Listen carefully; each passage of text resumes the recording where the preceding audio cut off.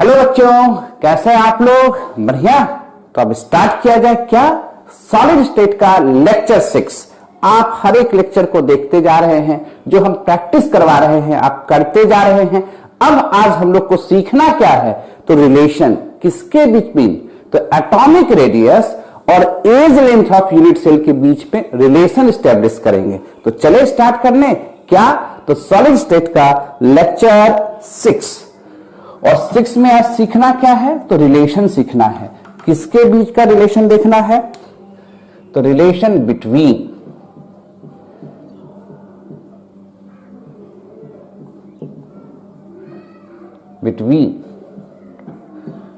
Atomic radius and edge length of unit cell. Edge length of unit cell.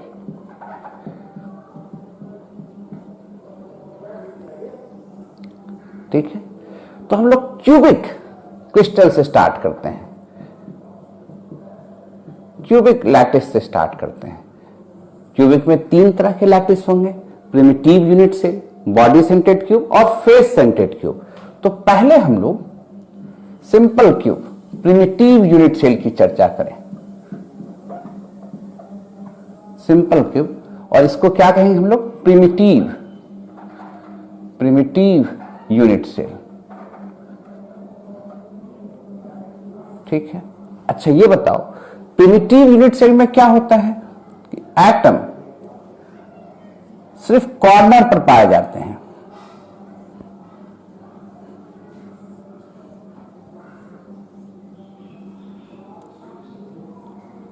Atom कहां पाए जाएंगे? यहां पर।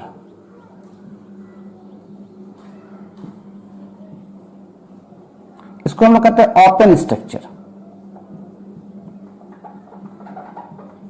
Structure of simple cube. जो दिखता है वो नजर का धोखा है, असली स्ट्रक्चर कुछ और होता है। ये तो दिखाना आसान काम होता है, इसलिए ऐसा दिखाते हैं। तो एक्चुअल स्ट्रक्चर कैसा होता है वो जानना जरूरी है आपको, है ना? वो बॉल स्टिक में दिखाते हैं। अभी क्या दिख रहा है? ये वाला शेप। कौन? या सिंपल क्यूब दिख रहा है कि नहीं? पर हकीकत में सिंपल होता कैसा, जरा देखिए। इसको टच करा देना इस तरह से, इसको टच करा देना इस तरह से। क्लियर? इसको टच करा देना इस तरह से, इसको टच करा देना इस तरह से, इसको फिर इस तरह से टच करा देना है। थोड़ा हार्ड है, इस तरह से टच करा देना है। और देखिए इस तरह से टच हो रहा है, और इसको भी आराम से पहले इसको टच करा देते हैं आपस में। देखिए कैसे क्यूब बना रहे हैं। थोड़ा सा इस तरह से टच करा दिया और इसको इस तरह से टच करा दिया। थोड़ा सा बल लगेगा ज्यादा।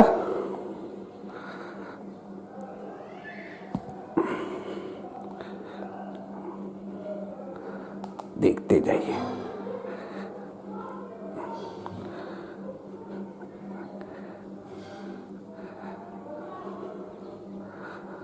ये जो दिखा आपको, दिस इज कॉल्ड रियल।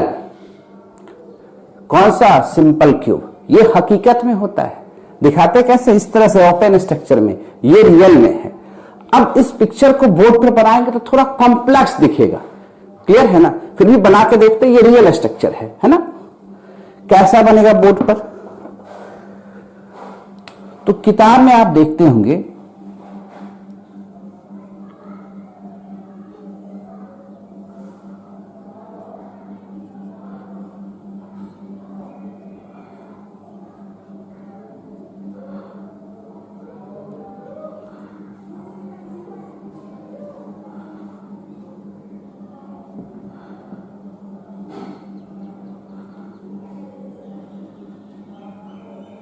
ये इस तरह का स्ट्रक्चर दिखेगा। साफ सुथरा कर लीजिए थोड़ा, है ना? अब आप देखिए,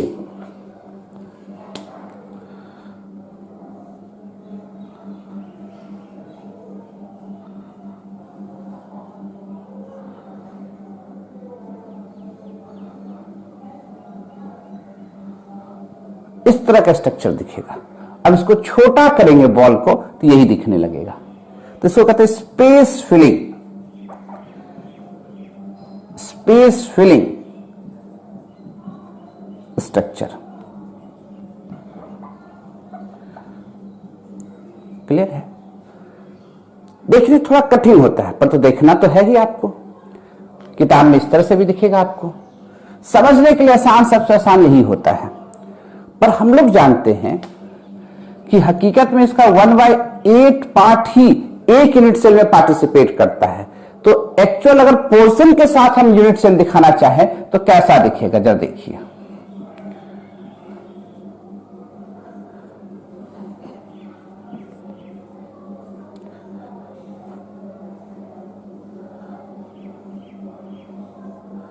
ऐसा दिखेगा।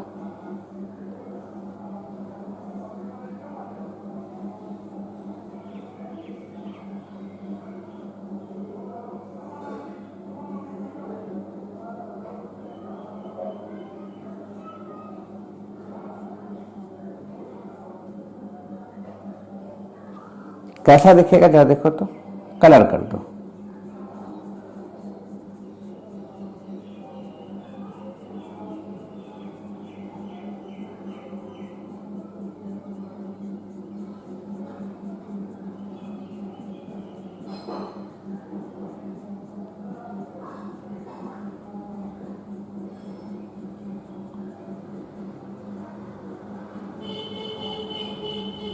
हकीकत में इस तरह से एक्चुअल पोर्शन हो गया, 1/8 सबका दिखा दिए हैं, है ना। तो इसको क्या कहेंगे, एक्चुअल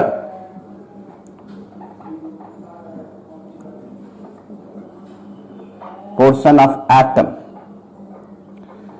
इन 1 यूनिट सेल। ठीक है, ये दिखाने का था, यानी 3 तरीके से इस क्यूब को दिखा रहे हैं।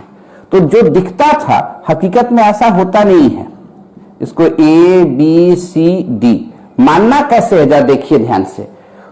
होता क्या है, एक्चुअल पिक्चर ये है, यानी ये कॉर्नर वाला इसको टच कर रहा है, ये इसको टच कर रहा है, ये इसको टच कर रहा है, सब एक दूसरे को टच कर रहा है कि नहीं, ये बात को दिमाग में सेट करना है। ये इसको टच कर रहा है, ये इसको टच कर रहा है, ये इसको टच कर रहा है, यानी A B को टच कर रहा है, B C को टच कर रहा है, C D को टच कर रहा है। तो हम A B C D को लेके चलेंगे, तब हमारा रिलेशन बन पाएगा किसके बीच में, एटॉमिक रेडियस और एज लेंथ के बीच में।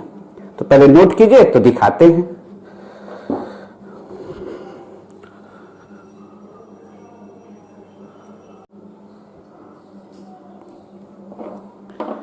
देख रहे हो, सब कुछ समझ में आ रहा है।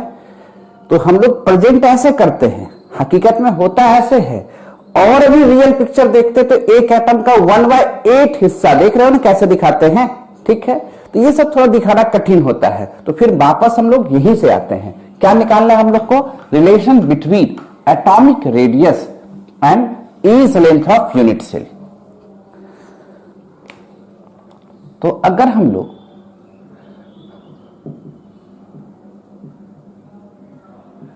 एटॉमिक रेडियस, जो एटम पार्टिसिपेट कर रहा है इस यूनिट सेल में, सभी एटम को आइडेंटिकल मान रहे हैं, उसका रेडियस को क्या माने, r, and edge length of unit cell, edge length of unit cell,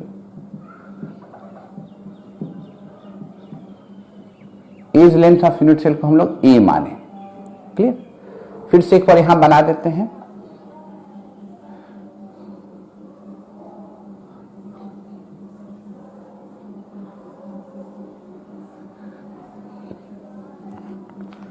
यहां पर एटम है,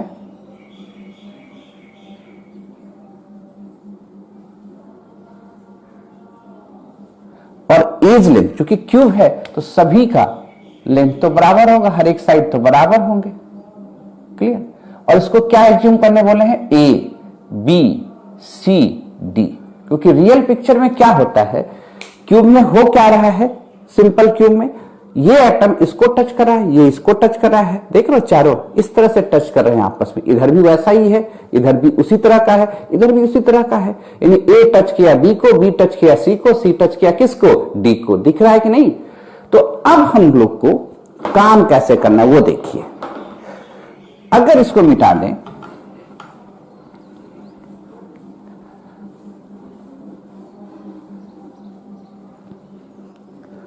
ध्यान से देखिए, ये A है, ये B है, ये C है, ये D है।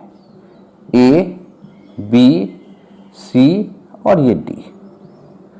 ये R है, ये R है, ये R है, ये R है, और ये एज लेंथ क्या है? A है। तो क्या दिख रहा है कि एज लेंथ और R के बीच रिलेशन क्या निकला? A बराबर हम लोग 2R लिख सकते हैं, तो R बराबर क्या लिखेंगे? A/2। यहां क्या दिखा? ये एटम इसको टच कर रहा है, तो कभी ऐसा लिखा रहता कि distance between two closest atom, closest atom, उस डिस्टेंस को अगर d लिखे तो जहां पर दो एटम आपस में टच करेंगे तो उस दोनों के बीच का डिस्टेंस हमेशा क्या होगा? 2r होगा। तो d बराबर हमेशा क्या लिख सकते हैं? 2r, क्लोज पैकिंग में। और r बराबर तो आपको यहां पता है इस केस के लिए, तो d बराबर a। क्लियर है? यानी ये एटम इसको तो टच कर रहा है, ये सबसे क्लोजेस्ट डिस्टेंस है जहां जिसको टच कर रहा है। इसके बाद कौन दूरी पर है ये भी देखना जरूरी है। तो पहले इसको नोट कर लीजिए, तब बताते हैं कैसे। लिख लीजिए एक बार।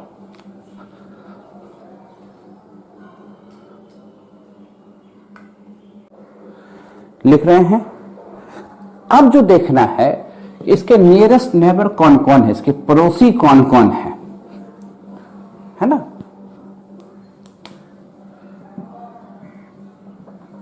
नियरेस्ट नेबर,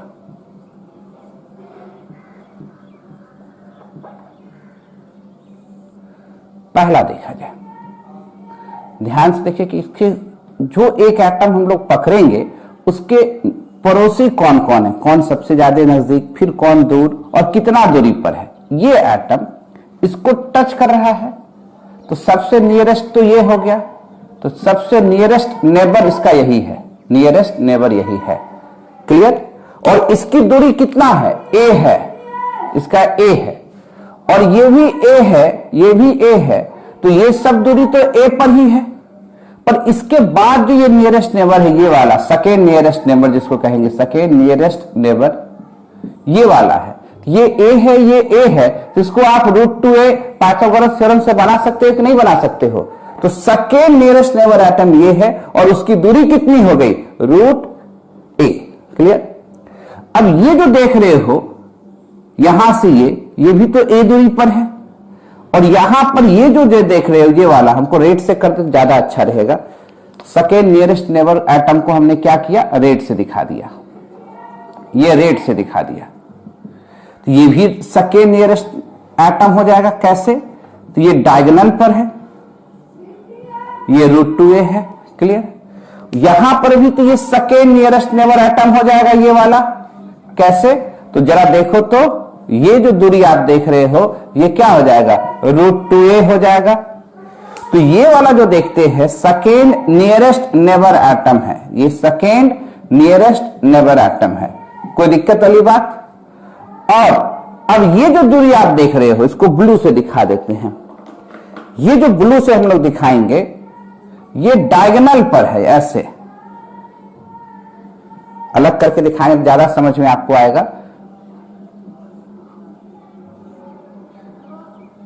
एकदम देखते जाओ, फिर से एक बार कैप करेंगे। ये बगल वाला सबसे नियरेस्ट नेबर, यहां वाला सेकेंड नियरेस्ट नेबर। हम ये वाली बात कर रहे हैं, ये डायगोनल दे रहे हैं, ये यहां पर आ रहे हैं, इसको हम लोग ब्लू से दिखाते हैं, ब्लू से दिखा रहे हैं, इस एटम पर चर्चा कर रहे हैं। तो ये a है, ये a है, ये डिस्टेंस क्या कहलाएगा? √2a। इसमें तो दिक्कत नहीं होना चाहिए, पाइथागोरस थ्योरम लगा दो। और ये a है, तो अगर हम इसको a b c कहे तो हमें ac निकालना है। ac का वैल्यू क्या है? तो पाइथागोरस थ्योरम से ac स्क्वायर क्या लिख सकते हो? ac square ab square plus B C square और ए सी स्क्वायर बराबर ए स्क्वायर प्लस रूट 2a का होल स्क्वायर, क्या a square plus 2a square 3a square, तो यानी ए सी बराबर रूट 3a, यानी ये दूरी जो है वो रूट 3a है। ऐसे ही मौखिक आपको याद हो सकता है। तो ये नियरेस्ट नेबर है, ये सेकेंड नियरेस्ट नेबर है और ये थर्ड नियरेस्ट नेबर है। टी मतलब थर्ड नियरेस्ट नेबर है, ये सेकेंड नियरेस्ट नेबर है। अब ऐसा भी क्वेश्चन पूछता है कि जो नियरेस्ट एटम है, जो सबसे टच करने वाला एटम है, वो तो कोऑर्डिनेशन नंबर कहलाता है। तो अगर हम इसका पूरा 3D स्ट्रक्चर बनाते तो आपसे पूछता कि ये डिस्टेंस पर कितने एटम है, नियरेस्ट एटम कितने हैं जो इसको टच कर रहे हैं, सेकेंड नियरेस्ट एटम इसके साथ कितने जुटे हुए लैटिस में, थर्ड नियरेस्ट एटम कितने जुटे हुए लैटिस में, ये भी क्वेश्चन पूछा जा सकता है। ये थोड़ा हायर लेवल हो गया, तो पहले एक बार हम लोग कैलकुलेशन कर लें, तो जेई लेवल में इसको डाल के कैलकुलेट करके दिखाएंगे आपको। समझ रहे हो बात को? क्या समझाए हम? ये बगल वाला एटम हुआ नियरेस्ट नेबर, सबसे नजदीक वाला पड़ोसी जिसको टच करता है। तो हमने डी बराबर क्लोजेस्ट डिस्टेंस निकाले, डी बराबर 2r। ये दूरी क्या है? टच नहीं करेगा, तो यानी सेकेंड नियरेस्ट नेबर है रूट 2a, रेड वाला जो दिखा रहे हैं। और सबसे दूर में जो थर्ड नियरेस्ट एटम ये वाला है, ब्लू वाला, इसकी दूरी क्या है? Root 3a। तो ये सब क्वेश्चन बहुत पूछता है, नीट में पूछ देगा कितना दूरी पर थर्ड नियरेस्ट एटम है, कितना दूरी पर सेकेंड नियरेस्ट एटम है, कितने दूरी पर सबसे नजदीक वाले एटम है। जेई में एडवांस में कोऑर्डिनेशन नंबर या पूछ देगा कितना थर्ड नियरेस्ट एटम है इसके लिए, ये पूछ देगा। तो कैसे निकालेंगे? तो उसको लेके जाएंगे हम लोग कंपटीशन सेक्शन में। तो पहले एक बार इसको देख ले, तो उधर लेके आते हैं, नोट किया जाए।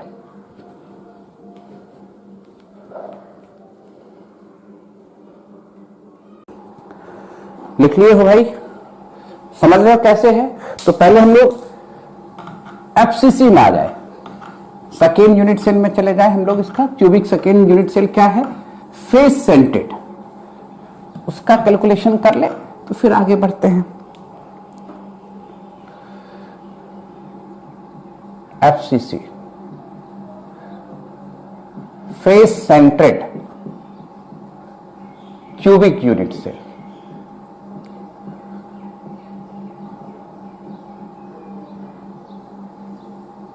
ठीक है, तो पहले स्ट्रक्चर बनाए, दिखता इस तरह से है।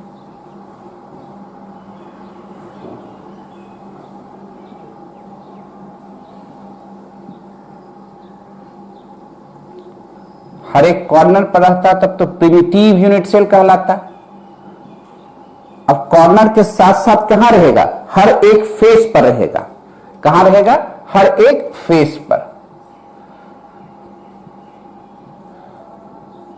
इसको क्या कहेंगे हम लोग? Face centred unit cell. Clear? जो दिखता है हकीकत में वैसा होगा नहीं, ये बात तो आप जान रहे हैं। तो इसका रियल स्ट्रक्चर कैसा होता है वो देखा जाए।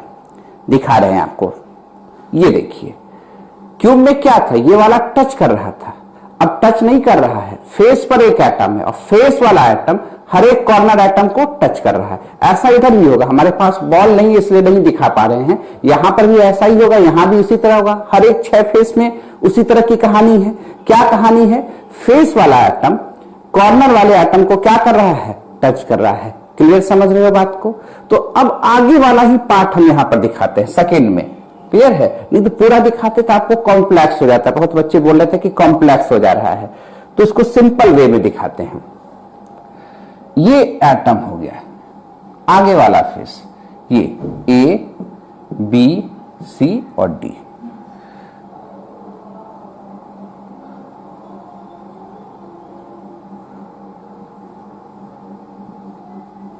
ये ए बी सी डी आगे वाला ही सिर्फ दिखाए।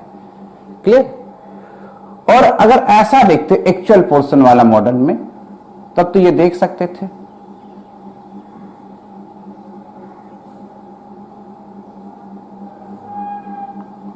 क्लियर? बीच में डाल दीजिए और बराबर ये टच करना चाहिए, ये टच करना चाहिए, ये टच करना चाहिए। क्लियर? बड़ा बॉल डाल दीजिए, टच करना चाहिए।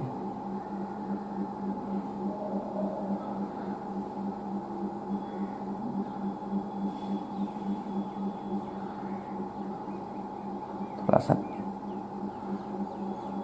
ध्यान में देके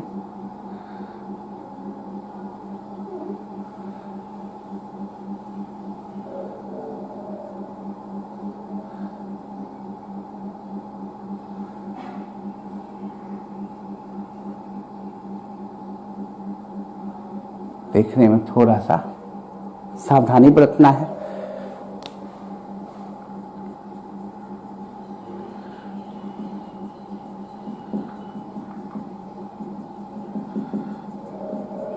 आपकी ड्राइंग तो हमसे ज्यादा बढ़िया बनेगा, आराम से बना लीजिएगा। थोड़ा और बड़ा कर लेते इसको तो और अच्छा लगता है देखने में, नहीं?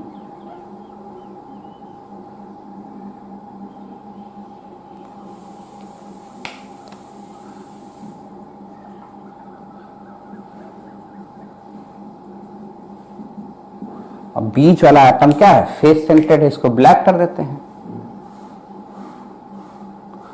3 स्ट्रक्चर जो हम लोग बना रहे थे वो बना के दिखा दिए आपको।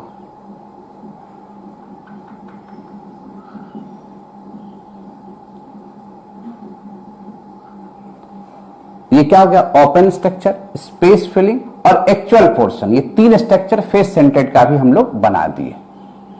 कहीं दिक्कत? इसको क्या कहेंगे? ओपन स्ट्रक्चर, स्पेस फिलिंग और एक्चुअल वाला जो लास्ट देखे थे वो हो गया। अब कहानी हम लोग को यहीं से आगे बढ़ना है। पहले एक बार फिगर बना लीजिए, तब आगे करते हैं कहानी को। पहले फिगर बना लीजिए अच्छे ढंग से।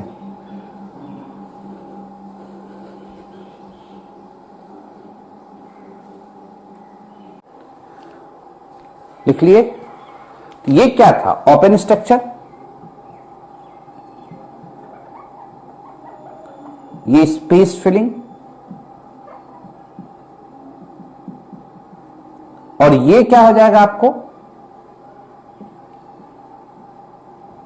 एक्चुअल पोर्शन वाला। एक्चुअल पोर्शन में क्या दिखा रहे हैं? इसका कंट्रीब्यूशन क्या हो गया? हाफ, इसका कंट्रीब्यूशन 1/8। ये बात तो समझ रहे हैं? यानी फेस वाले का कंट्रीब्यूशन क्या दिखा रहे हैं? हाफ, और कॉर्नर वाले का कंट्रीब्यूशन कितना हो जाएगा? 1/8। कॉर्नर वाला तो आप समझ ही रहे हैं। तो रेडियस कैलकुलेशन की ओर बढ़े हम लोग। किधर बढ़े? रेडियस कैलकुलेशन की ओर। मिटावे इधर। एक बार फिर से सब काम को किया जाए अच्छे ढंग से।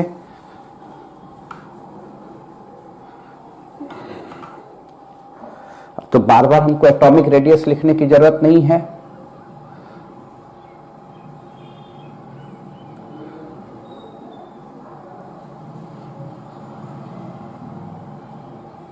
एटॉमिक रेडियस को आर माने हैं, एज लेंथ को ए माने हैं। कॉर्नर पर एटम तो होगा ही, कॉर्नर के साथ साथ हर एक फेस पर एटम होंगे। 6 फेस पर एटम होंगे फेस सेंटर्ड के लिए। ये सब तो याद होगा, एटम कैलकुलेट करने के लिए सिखा चुके हैं।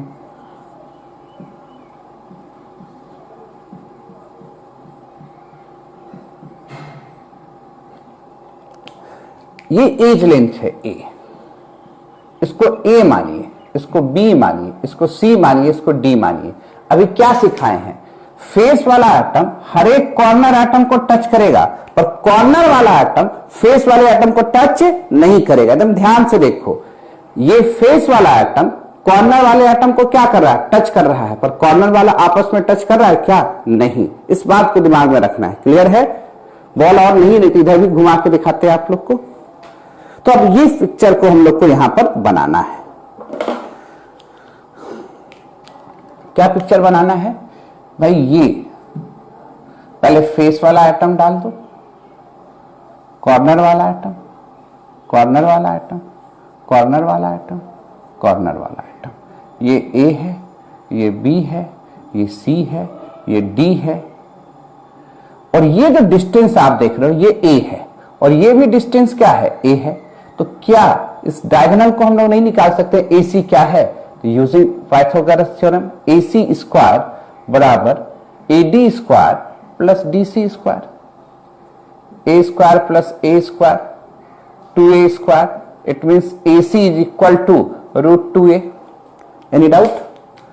देन R, ये R है, ये भी R है, ये भी R है, ये भी R है, तो AC बराबर कितने R हैं? तो आप कहेंगे AC बराबर 4R हैं। कितने R हैं? 4R हैं।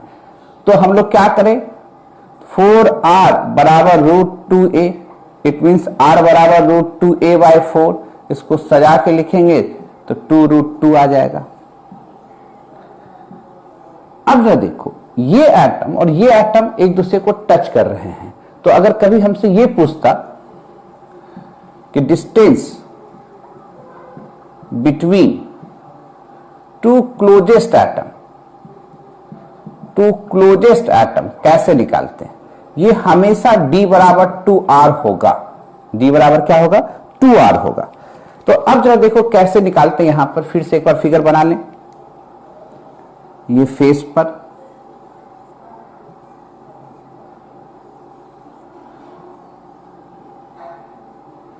A B C D, अब जो क्लोजेस्ट एटम है वो क्या है? ये जो डिस्टेंस है ये क्लोजेस्ट एटम का डिस्टेंस है D बराबर क्या? 2R। और R तो आप जान ही रहे हो, क्या निकाले हुए? A बाई 2√2, तो D बराबर 2 इंटू A बाई 2√2 कट गया। Closest distance between two atom, जहां पर एटम एक दूसरे को टच करते हैं, क्लोजेस्ट करने का मतलब ये।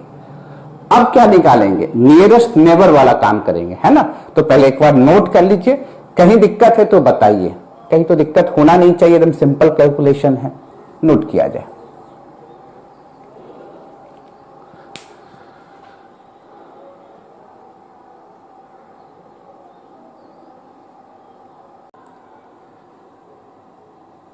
लिख लिए।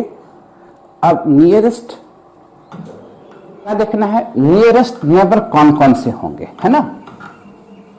देखा जाए। FCC में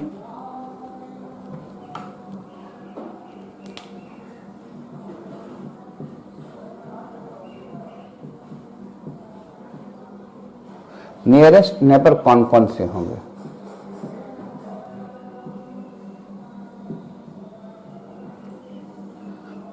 ठीक है। अच्छा अब ये बताओ, ये FCC है, सब दूरी अब निकालने के लिए सीख चुके हैं तुम लोग।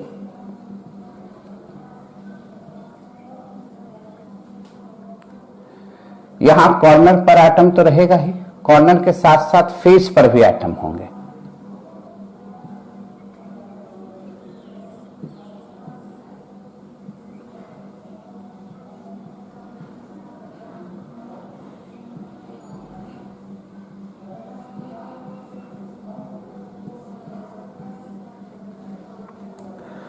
अब ये देख रहे हो कि ये वाला इसको टच कर रहा है, सबसे क्लोजेस्ट तो यही है, ये सबसे नियरेस्ट है, जिसको कोऑर्डिनेशन नंबर में भी काउंट करेंगे।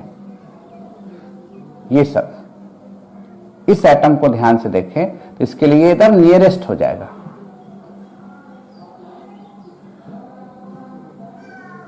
क्लियर? अच्छा अब ये बताओ, ये दूरी है क्या? यहां से यहां तक का डिस्टेंस जो अभी हम लोग निकाले, इसको हम लोग D क्लोजेस्ट डिस्टेंस भी लिखे थे, D बराबर 2R, और R बराबर तो आप जान ही रहे थे, क्या था हम लोग के पास? A बाई 2√2, इसको A बाई √2 भी लिख सकते थे। और अगर ऐसे नहीं जानते तो इस डायगोनल के बारे में हम लोग पहले से जानते हैं कि अगर इस डायगोनल को हम लोग क्या लिख सकते थे? √2A। किसी भी क्यूब के डायगोनल को हम लोग क्या लिख सकते हैं? अगर क्यूब है, ध्यान से देखो, अगर ये A है, ये A है, ये A है, तो इसको तो √2A लिखेंगे, और इसका हाफ दूरी, हाफ ही पर तो है, तो हाफ करेंगे तो क्या हो जाएगा? इसका √2A का हाफ करेंगे तो A बाई √2 तो आएगा है, ऐसे भी सोच सकते हैं। अच्छा, अब सेकेंड नियरेस्ट कौन होगा इस एटम के लिए? तो यहां पर जो एटम होगा, यहां पर जो एटम होगा, इसको रेड से दिखा देते हैं। सेकेंड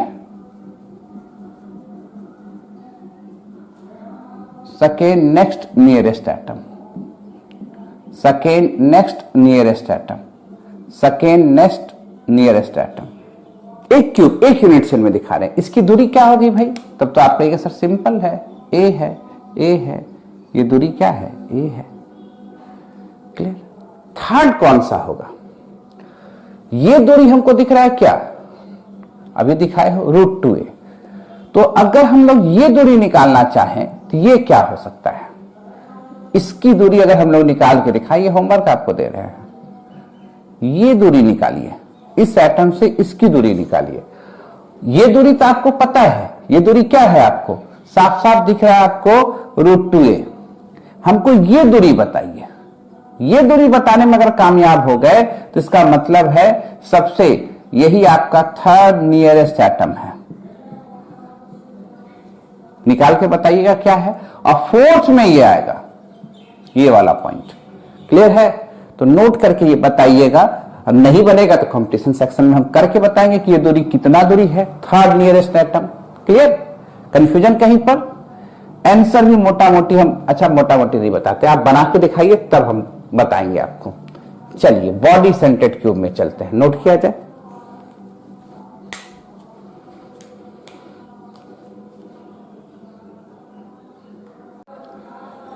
लिख लिए हो? मिटाया जाए। अब चले बॉडी सेंटर्ड क्यूब बीसीसी के तरफ। बॉडी सेंटर्ड क्यूब,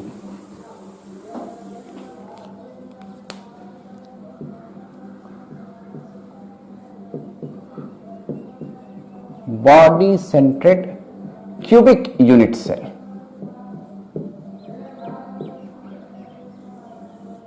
बीसीसी, इस पर अब चर्चा करें। क्लियर? बीसीसी में क्या होगा, पहले स्ट्रक्चर बना लें, ऐसे सब कोई जानते हैं, फिर से बना दे एक बार।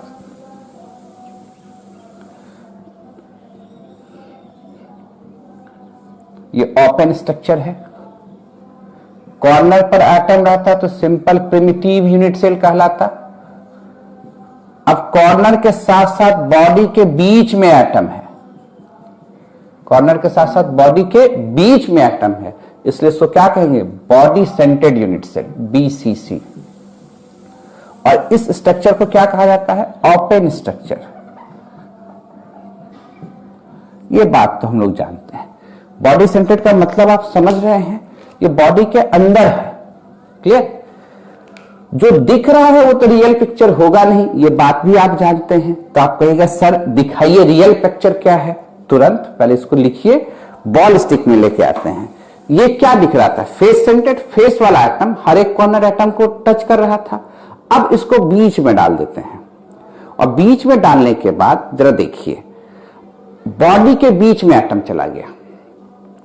बॉडी वाला एटम हर एक कॉर्नर वाले एटम को टच कर रहा है, पर ये किनारे वाले एटम एक दूसरे को टच नहीं करते हैं। इस बात को दिमाग में सेट करना। जो दिखेगा, जो बोर्ड पर दिखा हुआ एक्चुअल नहीं है, ये एक्चुअल है, इसको दिमाग में सेट कीजिए।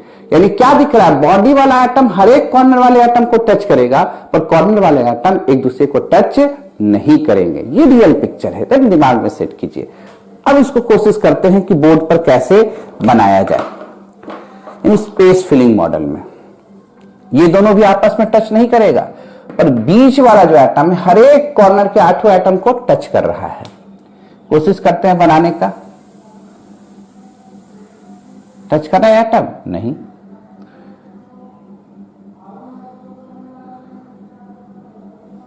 ये पीछे वाला एटम है,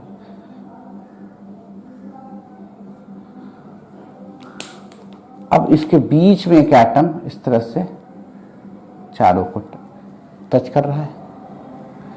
अब यहां पर बना दो,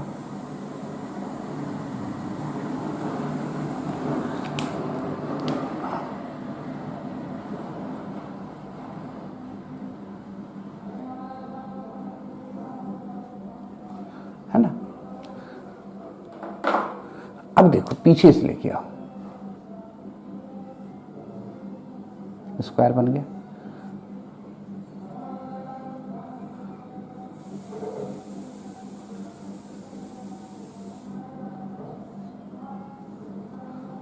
है ना, ऐसा ही दिखेगा। तो साफ सुथरा और कर लो। बॉडी वाला एटम हर एक कॉर्नर वाले एटम को टच कर रहा है, इसको कहते हैं स्पेस फिलिंग।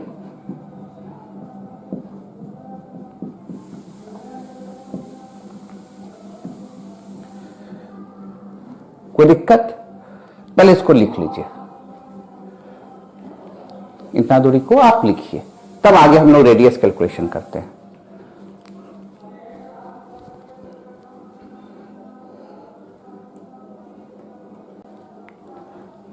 लिख लिए हो? इसमें वो एक्चुअल पोर्शन वाला छोड़ दिए हैं। अब आते हैं हम लोग रेडियस कैलकुलेशन में। किधर आते हैं? रेडियस कैलकुलेशन में। ये देखो, ये दूरी a है, इसमें तो कोई दिक्कत नहीं। ध्यान क्या देना है कि अगर हम लोग ये a है, ये a है, तो ये निश्चित तौर पर √2a है। a तो ये क्या होगा? √2a। और ये भी दूरी a है, इसको हमने a माना, इसको b माने, इसको c माने, और ये डायगोनल को मिला रहे हैं। अभी हम लोग क्या देखें कि जो बॉडी वाला एटम है वो a को भी टच करेगा और c को भी टच करेगा। ये बॉडी वाला जो एटम है वो किसको टच करेगा? a को भी टच करेगा और c को भी टच करेगा। ये a है, ये c है, ये बीच वाला है। और ये बॉडी वाला एटम इसको भी टच करेगा। किसको? b को। पर b a को टच करेगा? नहीं। b c को टच करेगा? नहीं। ये ध्यान रखना है, बॉडी वाला तो सभी को टच कर रहे हैं, ये दोनों आपस में टच नहीं कर रहा है। ये a है, ये a है, तो ये √2a होगा पाइथागोरस थ्योरम से। ये भी आपस में टच नहीं कर रहे हैं, BC देखो, BC टच नहीं कर रहे हैं। ये दूरी हमने क्या बनाया है? √2a। अच्छा, ये और ये टच कर रहे हैं? नहीं। ये दूरी क्या बनाया है हमने? a। ये इसको टच करेगा, ये इसको टच करेगा। ये दूरी क्या है? r। ये क्या है? r। ये क्या है? r। ये क्या है? r। तो क्या हम AC स्क्वायर बराबर AB square plus BC square लिखे? कोई दिक्कत? क्या हम a स्क्वायर प्लस √2a का होल स्क्वायर लिखे? कोई दिक्कत? क्या 3a स्क्वायर लिखे? AC बराबर क्या लिख सकते हैं? √3a। अच्छा, AC बराबर है क्या? तो R R R और R, कितने R हो गए? 4R। और AC बराबर √3a है, तो क्या दिखेगा? R बराबर √3/4a। ये रिलेशन निकल गया रेडियस और एज लेंथ में। अब क्या निकालना है? Closest distance between two atom.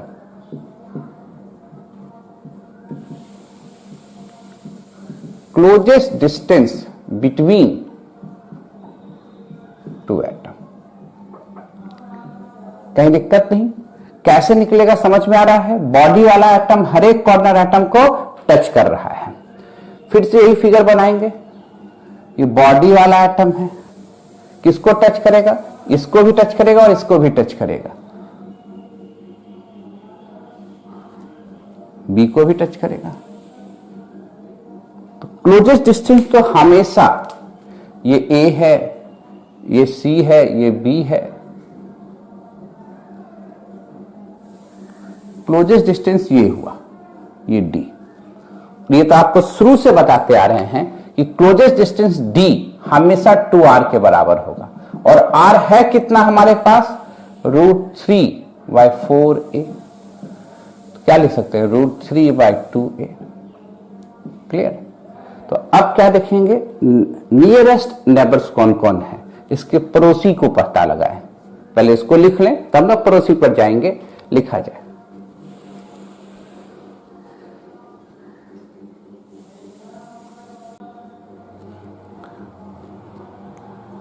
चले आगे।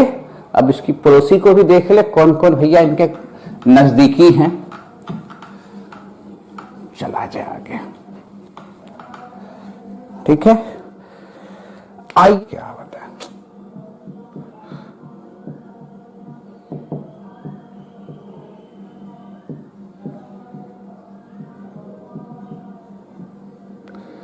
पहले बना लें स्ट्रक्चर।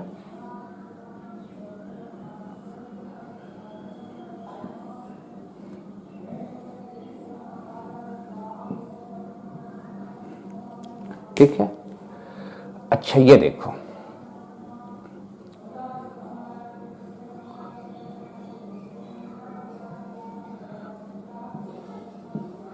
बॉडी वाला एटम को ब्लैक कर देते हैं। तो सबसे क्लोजेस्ट डिस्टेंस तो इसी का है, मतलब नियरेस्ट यही है, ये दूरी। पूरा दूरी क्या था, √3a, इसलिए इस दूरी को क्या लिखेंगे, √3/2a। ऐसे भी डायरेक्ट लिख सकते हैं, और ऐसे भी लिखने का तरीका था, क्लोजेस्ट डिस्टेंस d बराबर 2r, r बराबर हम लोग निकाले हैं √3/4a, तो d बराबर 2 इंटू √3/4a, √3/2a। लिख सकते हैं कि नहीं लिख सकते हैं, क्लियर। अच्छा, सेकेंड कौन होगा, ये दूरी हो गया हम लोग का a, और ये दूरी हो गया √2a। तो आप खुद बताओ, जो a वाला पोजीशन पर है, जो a वाला पोजीशन पर है, वो सेकेंड नियरेस्ट नेबर्स हो गया, ये वाला सब, ये वाला सब a दूरी पर है, सेकेंड नियरेस्ट नेबर हो गए, सेकेंड नियरेस्ट नेबर हो गए। और ये क्या हो जाएगा, इसको रेड से दिखा देते हैं, √2a पर। यहां से तो इसके लिए नजदीक ही है, यहां से इस पॉइंट के लिए क्या दिखेंगे, थर्ड नियरेस्ट नेबर होगा। इस पॉइंट से दूरी भी कहां से देखते हैं, ये भी मेंशन करना बहुत जरूरी है। कहीं दिक्कत वाली बात है, समझ में आ रहा है। तो अब हम लोग क्या करेंगे, तीनों तो सीख गए, क्या सीख गए, simple cube, face scented, body scented, सबको एक बार सजा के लिख लेते हैं। ठीक है, सजा के लिखा जाए सबको। सिंपल क्यूब, बॉडी सेंटेड और फेस सेंटेड।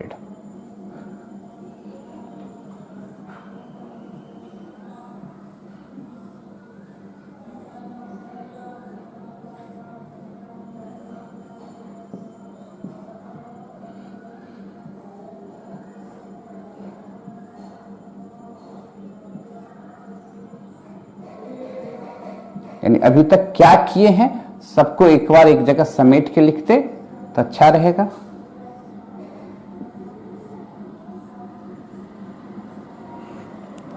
ठीक है, सिंपल क्यूब में क्या होगा, ये सिंपल क्यूब हो गया। बॉडी सेंटेड में क्या होगा, कॉर्नर पर तो रहेगा, साथ साथ बॉडी के बीच में भी रहेगा। फेस सेंटेड में क्या होगा,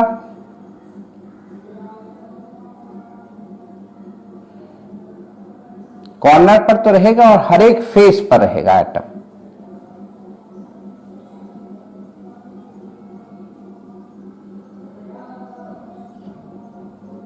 क्लियर।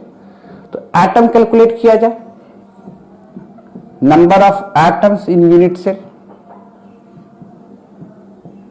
फॉर्मूला सब कोई जानते हैं, corner by 8, face by 2, edge तो है नहीं कहीं पर जहां पर एटम हो, एज तो सबके पास है, एटम नहीं है एज पर।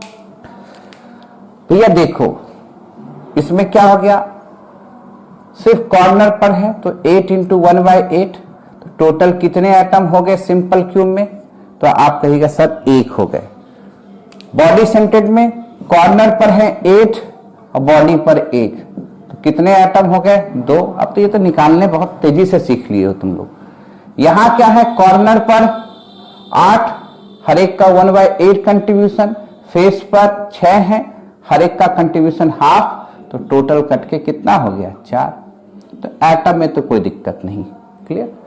और यूनिट सेल का कंडीशन तो जानते ही, क्यूब का A बराबर B बराबर C, alpha beta gamma is equal to 90 degree. ये बार बार बोलने की जरूरत नहीं है। क्लियर? अच्छा, एज लेंथ यूनिट सेल का ए है, सब जगह ए है। Clear? Edge length of unit cell a है, तो क्या रिलेशन मिला? आर बराबर यहां मिला a/2। यहां क्या मिला बॉडी सेंटर्ड में? आर बराबर √3/4a। एज लेंथ और आर के बीच का रिलेशन है। यहां आर बराबर क्या मिला? a 2√2। ये ना निकला। और दो एटम के बीच का जो क्लोजेस्ट डिस्टेंस है, ऊपर लिख रहे हैं, दो एटम के बीच का, डी को क्या लिख रहे थे? Closest distance between two atoms. वो क्या हो गया यहां पर?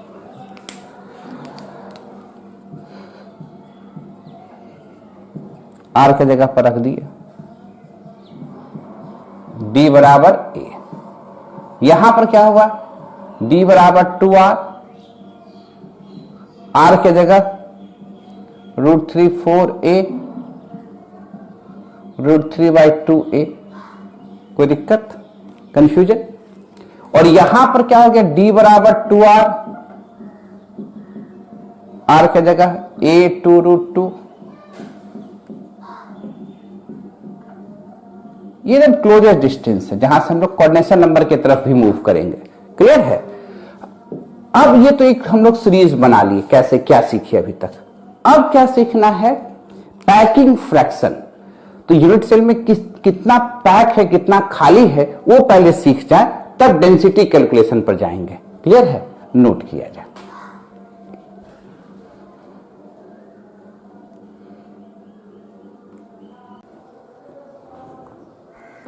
लिख लिए हो? मिटाया जाए। अब चलेंगे हम लोग पैकिंग फ्रैक्शन की तरफ। किधर मूव करना है? Packing fraction.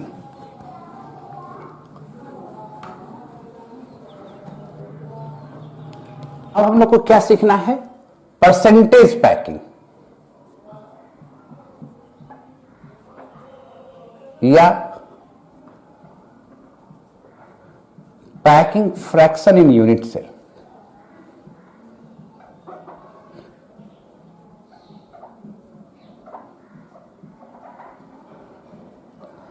Percentage packing in unit cell या packing fraction in unit cell. ये कैसे समझेंगे? इसको समझने के लिए पहले आप क्यूब पर आइए, क्यूबिक यूनिट सेल पर।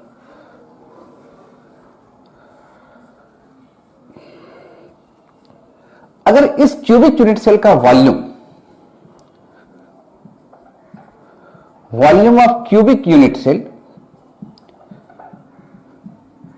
दिया हुआ है 80 सेंटीमीटर क्यूब, अगर इसमें एटम आएगा तो कुछ ना कुछ तो जगह छेकेगा ही। एटम के आने से क्यूब का जो वॉल्यूम है वो भरने लगा। तो volume occupies by atom in unit cell, अगर ये दिया हुआ है 20 सेंटीमीटर क्यूब, तो अगर आपसे पूछा जाए कि कितना परसेंट पैक है, ये कैसे निकालिएगा? Percentage packing. तो टोटल वॉल्यूम कितना था? 80 सेंटीमीटर क्यूबिक वॉल्यूम है किसका? क्यूब का। इसमें ऑक्यूपाइज वॉल्यूम कितना है? 20 सेंटीमीटर क्यूब। ये किसके द्वारा ऑक्यूपाइज किया गया है? एटम के द्वारा। इसलिए 1 सेंटीमीटर में कितना ऑक्यूपाइज होगा? 20/80। और 100 में कितना होगा? 20/80 गुना 100। ये 4, ये 25% हो गया, ये 1/4 हो गया। तो कभी पूछिए परसेंटेज पैकिंग, तो परसेंटेज पैकिंग हो गया 25% पैक है। यानी परसेंटेज पैकिंग बराबर तो हम लोग लिख सकते हैं पैकिंग इन यूनिट सेल। क्या लिखेंगे? Volume occupies by atom in unit cell, atom in unit cell divided by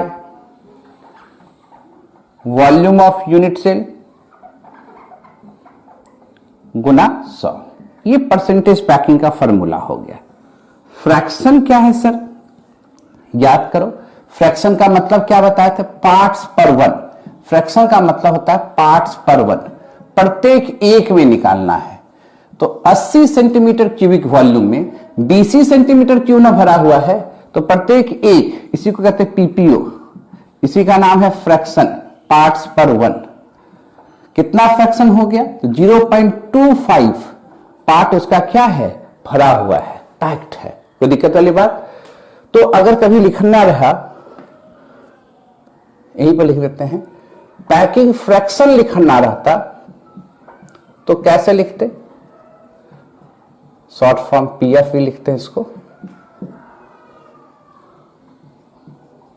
volume occupies by atom in unit cell divided by volume of unit cell, divided by volume of unit cell, volume of unit cell. ये packing fraction हो गया, ये percentage packing of unit cell हो गया। यानी 25% pack है तो खाली कितना परसेंट है? 75%। तो पैकिंग पता होगा तो वैकेंट स्पेस का आराम से निकाल सकते कितना खाली स्थान है। क्लियर? तो पहले एक बार नोट करें।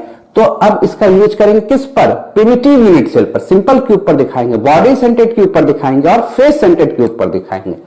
पहले नोट तो कर लीजिए।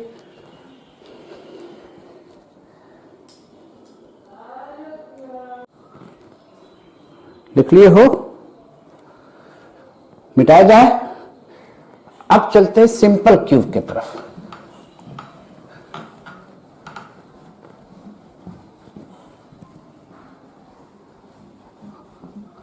किधर चलेंगे हम लोग? सिंपल क्यूब की तरफ।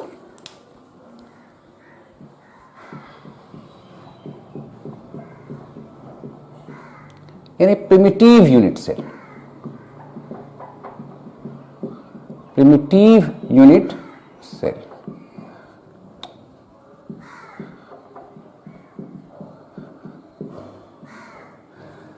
जरा देखो,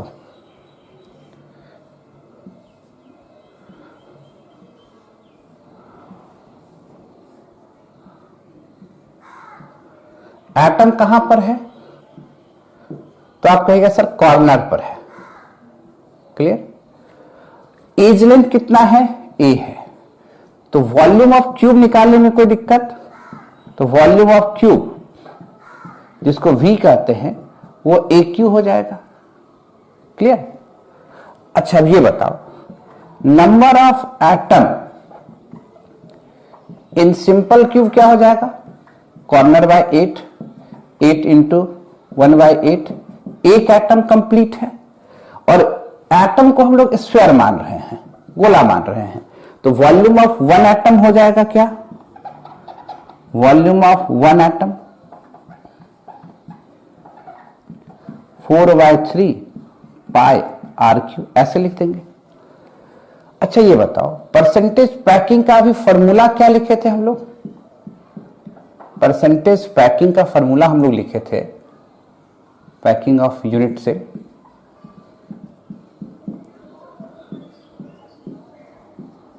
volume occupies by unit cell, volume occupies by atom in unit cell, atom in unit cell divided by volume of unit cell, volume of unit cell गुना 100। याद है? अभी थोड़ा देर पहले किए हैं। अच्छा ये बताओ, कितने एटम है सिंपल क्यूब में? एक, और एक एटम का वॉल्यूम निकाल लिया कितना? 4/3 पाई आर क्यू। तो क्या लिखेंगे? 4/3 पाई आर क्यू, और वॉल्यूम कितना हो गया? ए क्यू गुना 100। आर और ए के बीच का रिलेशन जानते हैं किसका? सिंपल क्यूब का। क्या रिलेशन था? आर बराबर a/2 या a बराबर 2r, ऐसे भी लिख सकते हैं। कोई दिक्कत? तो क्या इसको हम लोग ऐसे लिखे? 4/3 पाई आर क्यू, और ए क्यू के जगह 2r³ का होल क्यू गुना 100। इसको और सॉल्व करते हैं, 4/3 पाई आर क्यू, और नीचे लिख देते हैं 8r³, r³ कट जाएगा गुना 100, ये 2 बार में पाई/6। तो इसको और सॉल्व करके इधर कहाँ लिखते हैं, यहाँ पे लिखते हैं, पाई को 3.14, पाई को नीचे 6 गुना 100, कैलकुलेट करते 52.4% आता। यानी ये क्या दिखा, कितना परसेंट पैक है, 52.4% पैक है। तो परसेंटेज पैकिंग तो निकल गया, परसेंटेज पैकिंग कितना हो गया, 52.4%। तो वैकेंट स्पेस कितना है, तो वैकेंट स्पेस क्या करेंगे, 100 में घटा देंगे 52.4, तो कितना हो जाएगा बताओ, 47.6% खाली स्थान है। निकाल सकते हैं कि नहीं निकाल सकते हैं। और फ्रैक्शन करता तो सीधा क्या कर लेते, 100 से डिवाइड करते, 0.524 है ना, फ्रैक्शन निकल जाता। तो ये तो हो गया सिंपल क्यूब में कैसे निकाले परसेंटेज पैकिंग। अब निकालते किसमें है, बॉडी सेंटेड में। पहले लिख लीजिए इसको,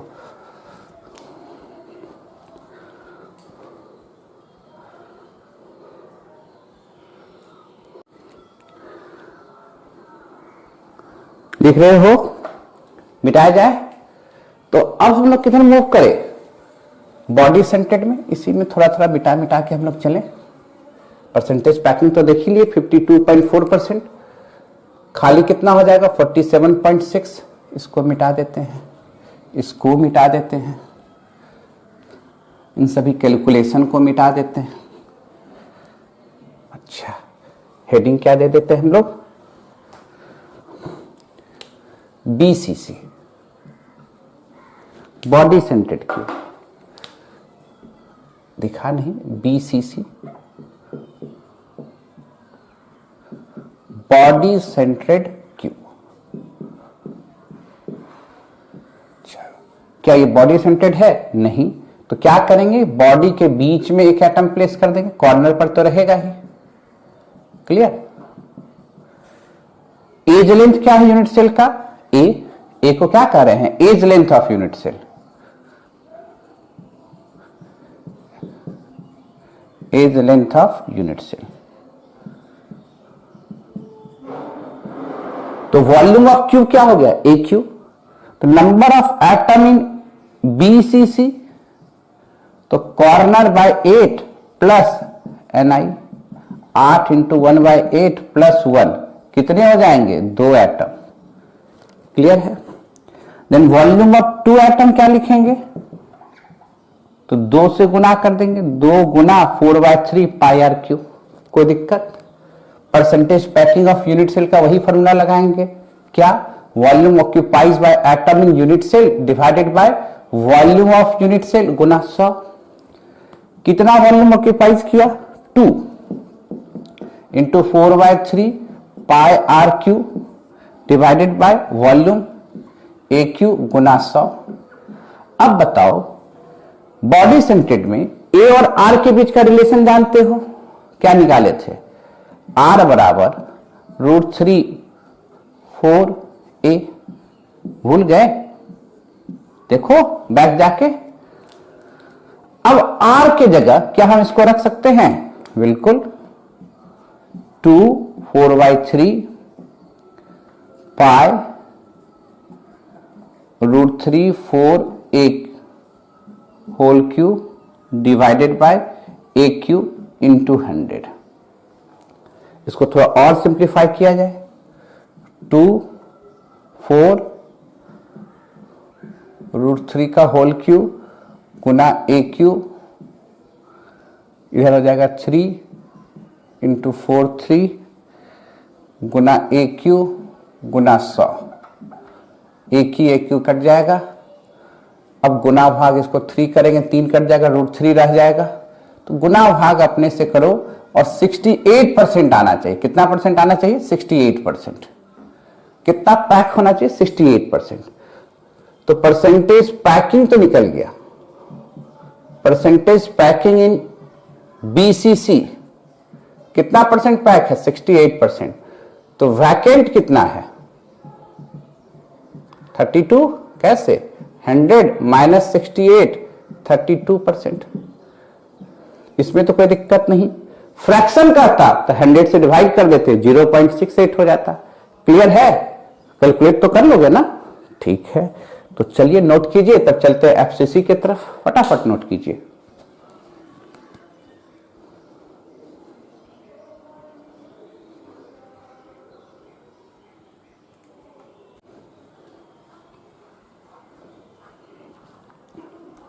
लिख लिए?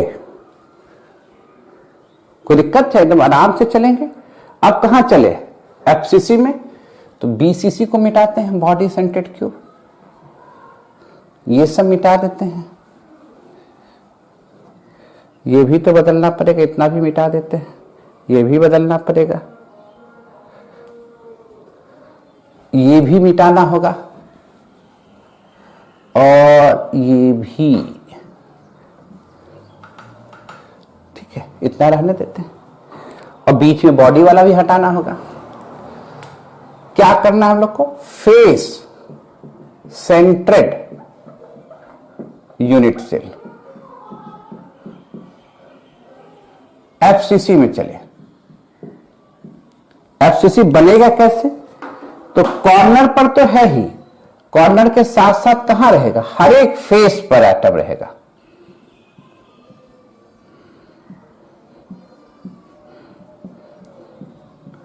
हर एक फेस पर एटम रहेगा। ये क्या हो गया? एफसीसी। एज लेंथ कितना रहेगा? ए। तो वॉल्यूम ऑफ क्यूब कितना हो गया? A cube. तो number of atom in FCC unit cell, corner by 8, face by 2, 6/2, total 4 atom. Clear? कोई डाउट?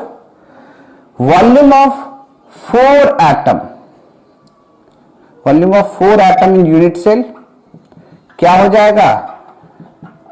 स्फीयर माने थे तो एक स्फीयर का वॉल्यूम 4/3 पाई आर क्यू, तो 4 का 4 से गुना हो जाएगा। इसमें कोई दिक्कत? Percentage packing of unit cell का फॉर्मूला वही रहेगा, volume occupies by atom in unit cell divided by volume of unit cell गुना 100। लिखिए 4 into 4/3 pi r cube divided by a cube गुना 100। अब ये बताओ आर और ए के बीच का रिलेशन। आर बराबर ए 2√2, भूल गए? याद है? अच्छा, 4/3 पाई आर के जगह क्या हम a 2√2 whole cube divided by a cube गुना 100 लिख सकते हैं? इसको ऊपर लेते जाते हैं। अब यहां से देखिए, ऊपर लिखते हैं, क्या लिखेंगे?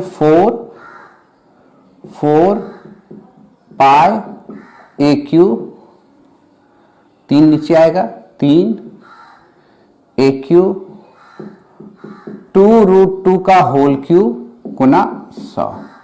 ए क्यू तो कट जाएगा, और सजाएं 4 इंटू 4 इंटू पाई 3 क्यू करेंगे तो 8, 2 इंटू √2 गुना 100।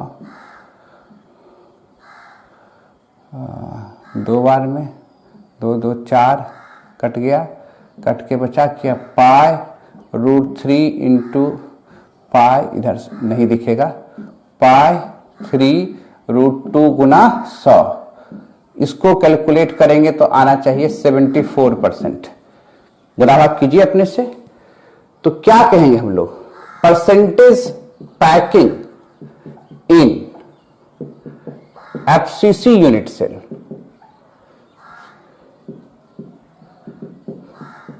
कितना परसेंट पैक है? 74% पैक है। तो भैया खाली कितना हुआ? वैकेंट, तो वैकेंट हो गया 100 माइनस 74, क्या लिख देंगे 26%। क्लियर? ये क्या हो गया एफसीसी का पैकिंग। फ्रैक्शन में पूछता क्या लिख देते 0.74। क्लियर है? तीनों तो सीख गए, एक बार तीनों का चार्ट बना देते हैं, उसके बाद सिखाते हैं डेंसिटी कैलकुलेशन। पहले नोट तो कीजिए, लिखा जाए।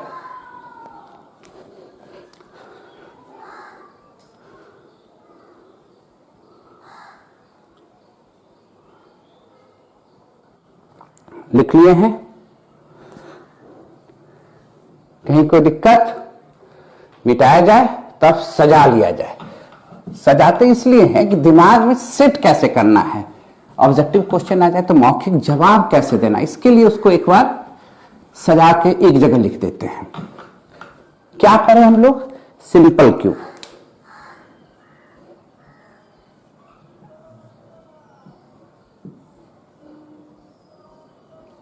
सिंपल क्यू में क्या हुआ, एटम सिर्फ कॉर्नर पर था। ठीक है, कहीं दिक्कत? इसके बाद क्या पढ़े हम लोग? Body scented.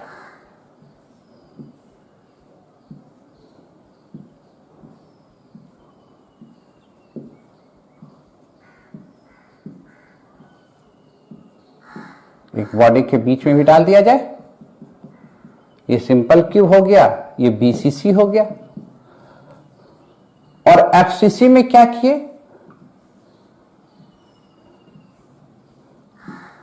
कॉर्नर पर तो रहेगा ही, कॉर्नर के साथ साथ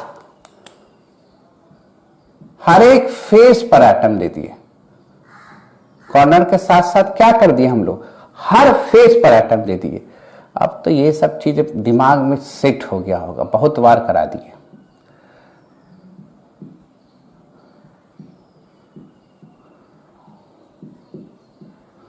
ठीक है, ये हो गया एफसीसी। एटम कैलकुलेट कीजिए। पहले नंबर ऑफ एटम निकालने का फॉर्मूला जान ही रहे हैं। क्या करेंगे? 8 × 1/8। ये लिखने की तो जरूरत नहीं है कि कॉर्नर बाय 1/8, समझ रहे हो। यहां क्या कर लिखेंगे? कॉर्नर पर 8, उसका कंट्रीब्यूशन 1/8 और सेंटर पर 1, तो कितने एटम? 2 एटम सजा दिए। कॉर्नर पर कितने? 8, सबका कंट्रीब्यूशन 1/8, फेस कितना? 6, कट के कितने एटम? 4। ये तो हो गया।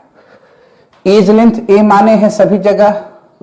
एज लेंथ क्या है यूनिट सेल का? ए माने हैं। तो अब ये लिख दे रिलेशन बिटवीन एज लेंथ और एटॉमिक रेडियस, R बराबर A/2। यहां क्या लिखेंगे? R बराबर √3/4A हो गया। R बराबर A 2√2। Clear? Closest distance D बराबर 2R बराबर डायरेक्ट A लिख देते हैं, कोई दिक्कत? क्लोजेस्ट डिस्टेंस D बराबर 2R बराबर √3 डायरेक्ट लिख देते हैं। अब तो समझ गए। R का वैल्यू पुट कर देना यहां पर, 2R A/√2।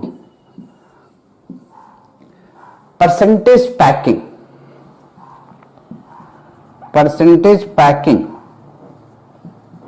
परसेंटेज पैकिंग हो जाएगा हम लोग का यहां पर 52.4% निकाले थे। 52.33 कुछ आएगा तो 4 मान लिए हैं। परसेंटेज पैकिंग यहां कितना आया था? 68%। याद करो 68% पैक्ड है। और यहां चूंकि 4 एटम है, परसेंटेज पैकिंग कितना हो गया? 74। ऐसे भी सोचिए ना, यहां 1 एटम है तो इसकी पैकिंग इतना, 2 आया तो और बढ़ा, 4 आया तो और बढ़ा। ऐसे भी तो देख रहे हैं ज्यादा पैक्ड हो रहा है, जबकि एज लेंथ सबका क्या माने हुए थे? 1। ये बात तो समझ में आ गया। वैकेंट स्पेस क्या हो गया? परसेंटेज वैकेंट स्पेस तो आप कहिएगा सर 47.6%, यहां 32%। वैकेंट स्पेस की बात हो रही है।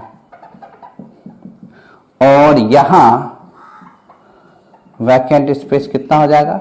26। सबको सजा के एक बार लिख लिए। ये हम लोग के दिमाग में सेट रहता है हमेशा। कोई दिक्कत? पैरामीटर तो जानते ही हैं। और सिंपल क्यूबिक यूनिट सेल में 3 रूप होते हैं, कौन से? सिंपल क्यूब, बीसीसी और एफसीसी। पहले लिखिए तब आगे की बात करते हैं।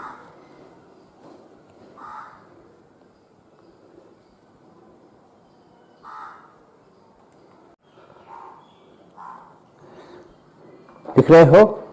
आसान है, एक बार नोट कर लिया सब। अब हम लोग क्या सीखते हैं? डेंसिटी। किसी भी सॉलिड का सबसे मेजर प्रॉपर्टीज क्या है? डेंसिटी। सॉलिड में डेंसिटी सबसे की फैक्टर है, क्योंकि सॉलिड की डेंसिटी कांस्टेंट होता है ना। इसलिए अब जो सीखने जा रहे हैं वो निकालेंगे density of unit cell. Density of unit cell. Unit cell का ही डेंसिटी को हम लोग रिफ्लेक्ट कर देंगे सॉलिड की डेंसिटी से। कैसे, वो देखिएगा धीरे धीरे। डेंसिटी ऑफ यूनिट सेल, तो डेंसिटी ऑफ यूनिट सेल को रो से दिखाए। और इस बात को हम लोग जानते हैं कि डेंसिटी रेशियो होगा, किसका रेशियो होगा? Mass upon volume. अब यहां क्वेश्चन उठेगा कि किसका मास? तो मास ऑफ यूनिट सेल। तो यूनिट सेल में किसका मास? तो जो यूनिट सेल में एटम है उसका mass. Mass of unit cell बटे volume of unit cell. Volume of unit cell. तो वॉल्यूम ऑफ यूनिट सेल तो निकालने के लिए हम लोग जानते हैं। मास कैसे निकालने के लिए सिखाए हैं आपको, ये भी सिखा देते हैं पहले। क्लियर? अब इसमें जब एटम आएगा, कुछ भी हो सकता है, simple cube, BCC, body scented, FCC, कुछ भी रखिए। तो मास ऑफ यूनिट सेल को हम लोग ऐसे लिख सकते हैं, मास ऑफ यूनिट सेल बराबर Z इंटू एम। पूछा सर Z क्या है? Z को लिखेंगे number of atom in unit cell. Number of atom in unit cell. ठीक है, वेरी गुड। और नंबर ऑफ एटम को लिखेंगे कैसे? Corner by 8, face by 2, edge by 4 plus ni। ये निकाल सकते हैं, जो कुछ भी हो। ये तो हम सिंपल क्यूब बना दिए, कुछ भी हो सकता है ना। और m क्या है? मास of one atom. Clear? Mass of one atom कैसे निकालेंगे? अगर मान लो पता चल गया कि वहां पर x एलिमेंट है, x कोई भी एलिमेंट है, उसको रिप्रेजेंट कैसे करते हैं? ZA। ये कोई एलिमेंट है, एन एलिमेंट। तो अगर इसका एटॉमिक वेट का चर्चा किया जाए तो क्या हम ऐसे लिख सकते हैं? 1 ग्राम पर मोल। क्लियर? हमको एक एटम का मास चाहिए। यहां क्या है? 1 मोल x having wait, 1 mole x having wait A gram. 1 mole x का वेट कितना ग्राम है? A ग्राम। तो 1 मोल A को 6.022 10 to power 23 atom x having wait A ग्राम। यानी इतना एटम का वेट कितना ग्राम हुआ? 1 ग्राम। इसलिए एक एटम का वेट क्या होगा? A बटे एवोगाड्रोस नंबर।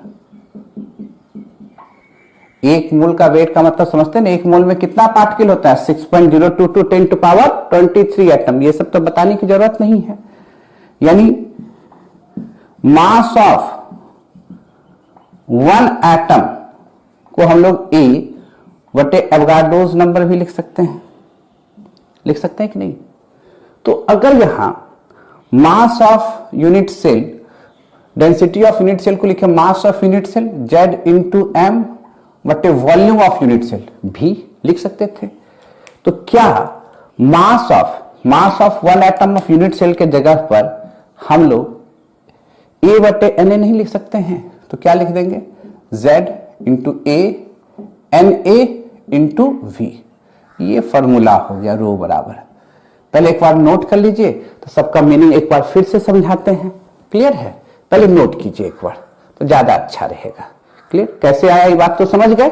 अब ये क्या क्या है एक बार रिपीट करते, पहले नोट कर लीजिए आप।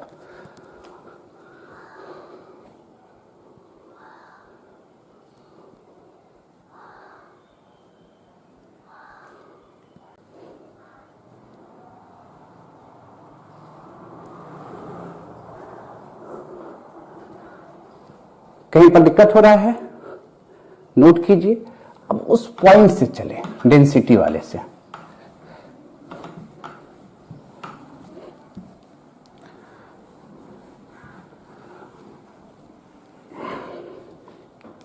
क्या लिखा? रो बराबर Z A NA into V। Rho को तो कह दोगे density of solid, density of unit cell, और जो यूनिट सेल का डेंसिटी होगा उसको हम लोग डायरेक्ट लिख सकते हैं density of solid, direct use करेंगे। Z क्या हो गया? Number of atom, number of atom in unit cell, निकालने का तरीका अभी तुरंत बताए हैं। A क्या हो गया ये समझिएगा। अभी एटम रहा तब तो एटॉमिक मास, मॉलिक्यूल्स रहता तो मॉलिक्यूलर वेट, आयंस रहता तो आयनिक वेट, यहां एटॉमिक मास हो गया। Na एवोगाड्रोस नंबर है 6.022 10 to power 23। V volume of unit cell है, वॉल्यूम ऑफ यूनिट सेल है। ध्यान दीजिएगा सावधानी से इसको। हम लोग को जो पढ़ने दिया गया है वो क्यूब है, इसलिए अगर क्यूब रहा तब तो वॉल्यूम बड़ा आसान है, V बराबर ए क्यू कर देंगे। अगर क्यूब नहीं रहा, टेट्रागोनल, ऑर्थोरोम्बिक, मोनोक्लिनिक आ गया, तो क्या करेंगे? तो क्या करना है, ये एक्स्ट्रा पार्ट सीख लेना है कि वॉल्यूम निकालने का तरीका होता है ABC। ये क्या हो गया? Edge length 1 minus cos square alpha minus cos square beta minus cos square gamma plus 2 cos alpha beta gamma, इस पर पावर हाफ, रूट हो गया।